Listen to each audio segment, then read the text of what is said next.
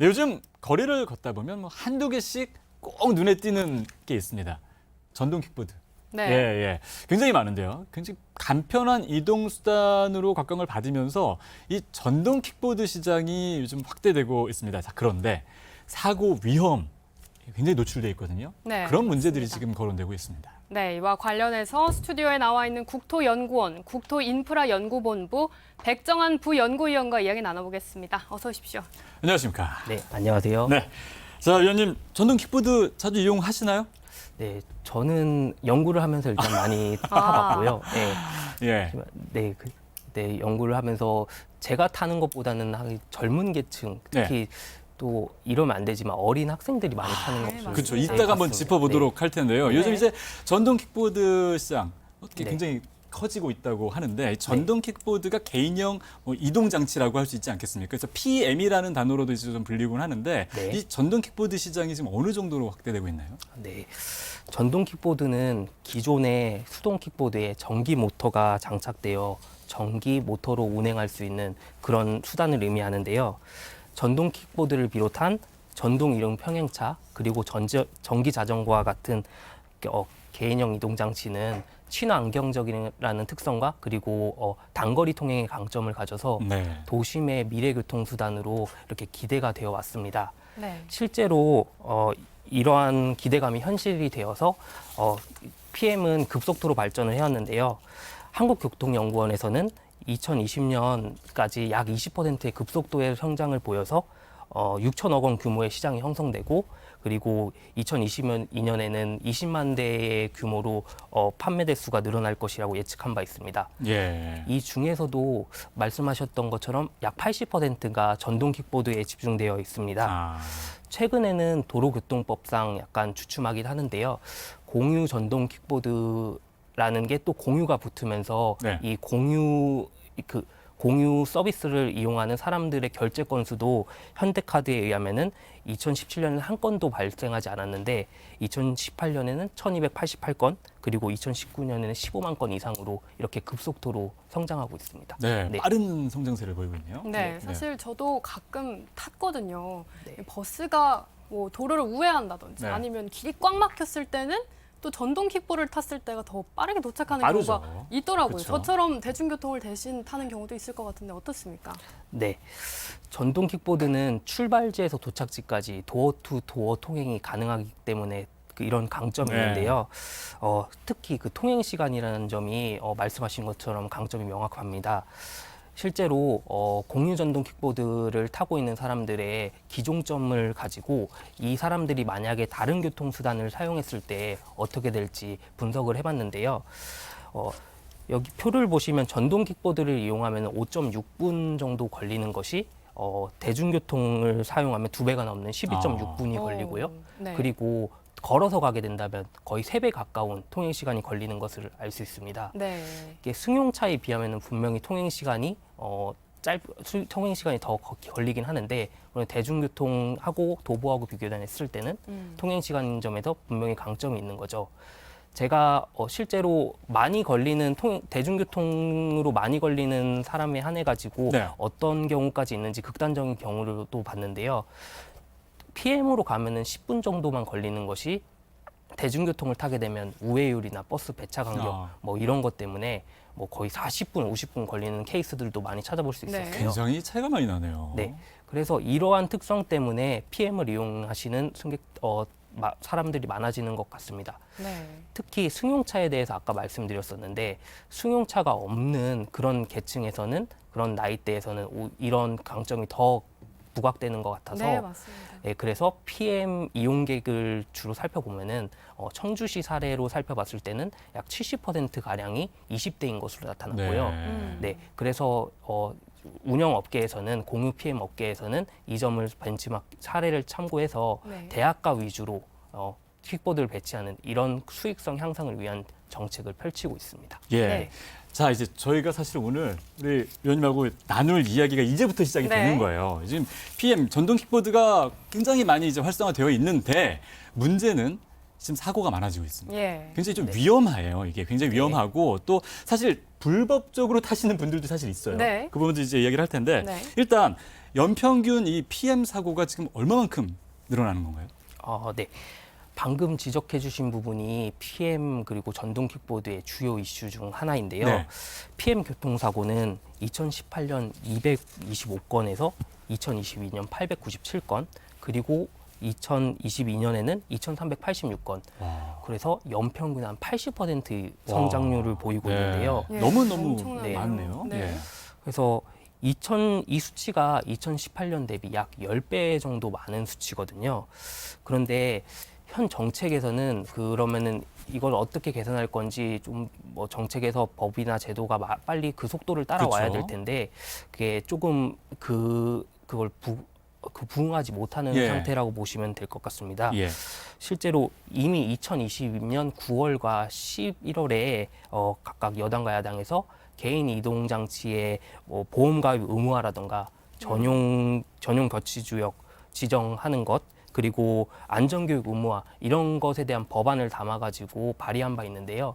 이게 아직도 통과가 되지 않은 네. 상태입니다. 네.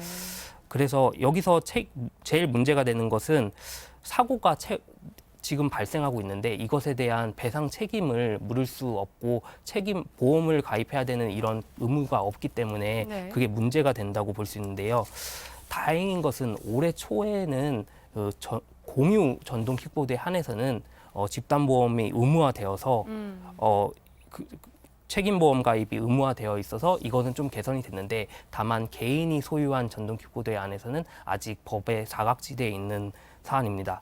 따라서 제 생각에는 뭐 지금 제한 속도 조정이나 뭐 헬멧 착용 이런 이슈들에 네. 집중해도 중요하지만 조금 더 체계적으로 관리하기 위해서는 이런 법안이 빨리 정비가 돼서 그쵸. 개인형 이동 장치를 법의 테두리 안으로 완전히 가지고 오는 이런 것이 빨리 필요하다고 생각합니다. 네. 지금 이제 말씀해 주신 그런 부분인데 이게 저도 한 2년 전에 이걸 기사를 썼는데 네. 중학생, 고등학생들이 많이 이용을 해요. 예. 공유 킥보드를. 근데 원래 그 이륜차, 오토바이 면허증이 있어야만 그걸 탈 수 있는 어떤 법적인 부분들이 또 있더라고요. 네. 이런 부분들도 있고, 그러니까 그런 부분들이 지금 말씀하신 것처럼 아직 정비가 안 된 네. 상태입니다. 그거 다 불법이거든요. 예. 예. 네. 사실 이 전동 킥보드를 타시는 분들에 대한 위험도 정말 중요하지만 이 길거리에 지나다니다 보면은 전동 킥보드 정말 쌩하고 지나가기 때문에 뭐 칼치기라고도 할까요? 굉장히 빨리 지나가기 때문에 굉장히 위험하다 이런 걸 느낀 적이 굉장히 많은데 네. 그 규정 속도도 참 궁금합니다. 규정 속도가 있는 것인지 아니면 그냥 마음대로 달려도 되는 것인지 어떻게 보십니까? 네. 당연히 있어야죠. 네, 맞습니다. 예, 네. 당연한 거. 예. 개인형 이동 장치의 개별법은 지금 현재 없는 상태인데요. 네. 도로교통법상에 개인형 이동 장치가 들어가 있어서 거기에는 최대 속도를 25km/h로 그쵸. 지정되어 예. 있습니다. 네, 이 속도가 그럼 빠른 것인가라고 생각을 해봤을 때 네. 일반적으로 생활용 자전거의 통행 속도가 15에서 20km/h로 이렇게 얘기가 되고 있거든요. 그러면 25km/h는 충분히 빠른 속도이다라고 생각을 할 수 있고요. 그리고 다른 나라는 어떻게 되었나 살펴보면은 먼저 프랑스는 우리나라와 같은 25km/h의 기준을 적용하고 있고요. 그리고 이탈리아나 독일은 이보다 조금 적은 20km/h를 기준으로 적용하고 있습니다. 네. 한편 이탈리아나 일본에서는 좀 더 별개의 기준을 적용하기도 하는데요. 예를 들어 뭐 도로나 자전거 도로에서는 20이나 25km/h로 주행을 하고 만약에 보도로 간다 하면은 6km/h로 주행을 하는 이런 보다 엄격한 기준을 정해서 보행자의 안전을 보호하려고 하는 것이죠. 한편 미국 같은 경우에는 조금 높은데요. 여기는 마일 단위로 하는데 네. 대부분 뭐 연방법에 명시되어 있지 않고 주별로 좀 상이하긴 다르죠. 하지만 네. 20마일 즉 32km/h를 최고 속도로 하고 있고 일부 캘리포니아 같은 주에서는 약 15마일 24km/h로 제한하긴 합니다.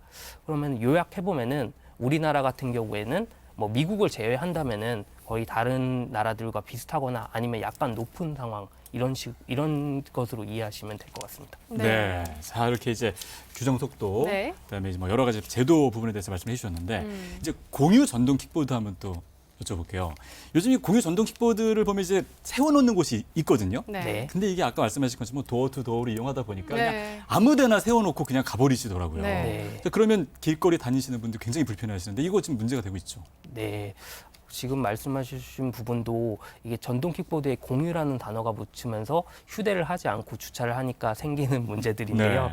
네. 공유 전동 킥보드와 관련된 민원은 아까 공유 자동 전 킥보드의 이용량이 늘면서 민원도 같이 엄청나게 늘고 있습니다. 서울시에 따르면은 그 중에 80%가 주차에 관한 내용이라고 하는데요. 그만큼 주차에 대해서 좀 심각한 것으로 알 수 있습니다. 저희가 실제 공유 전동 킥보드의 실제 데이터를 가지고 이 주차 패턴이 어떻게 되는지 살펴봤는데요. 대여할 때는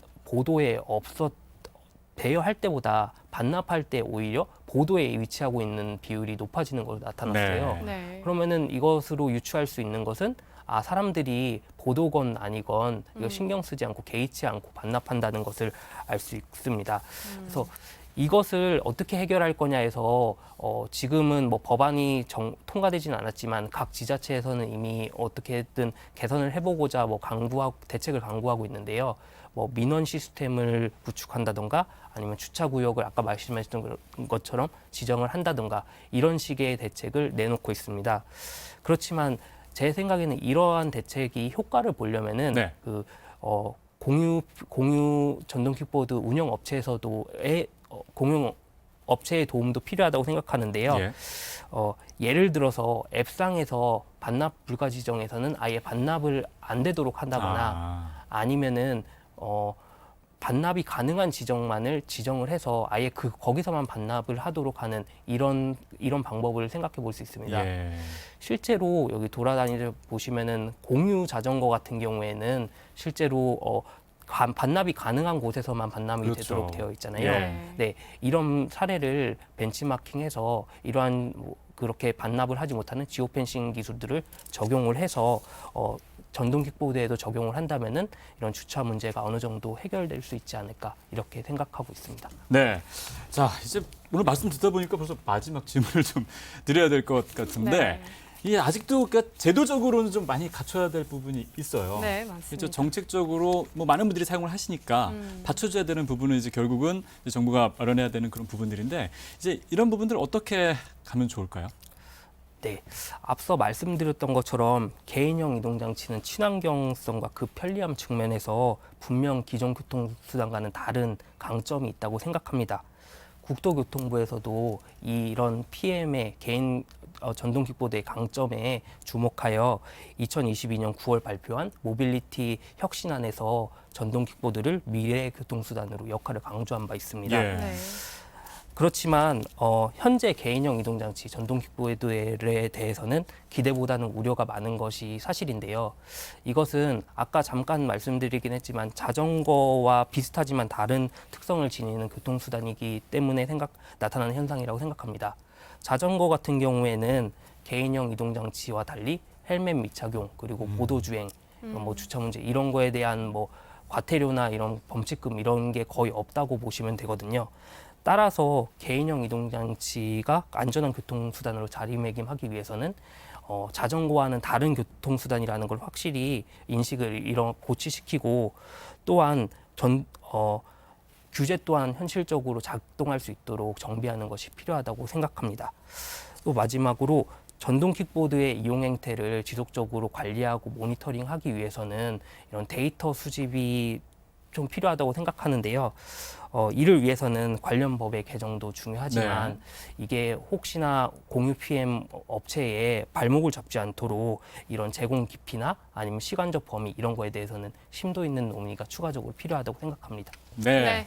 자, 이게 정책적으로 해결해야 될 부분이 분명히 있습니다. 지금 말씀해 주신 그런 부분들을 잘 반영해서 PM을 좀 안전하게 또 잘 타는 그런 부분들이 필요하고 또 일단 제도가 갖춰지기 전까지 안전하게 타셔야 됩니다. 이거 굉장히 네. 생각보다 위험하기 때문에 특히 이제 중고등학생들 뭐 둘이서 같이 이런 거 타면 정말 안 된다는 네, 거죠. 헬멧도 꼭 써야 됩니다. 맞습니다. 말씀을 드리고 싶었습니다. 자, 지금까지 전동 킥보드 또 문제점, 개선 방안과 관련해서 국토연구원 국토인프라연구본부 백정한 부연구위원과 함께 얘기 나눴습니다. 오늘 말씀 고맙습니다. 고맙습니다. 네, 감사합니다.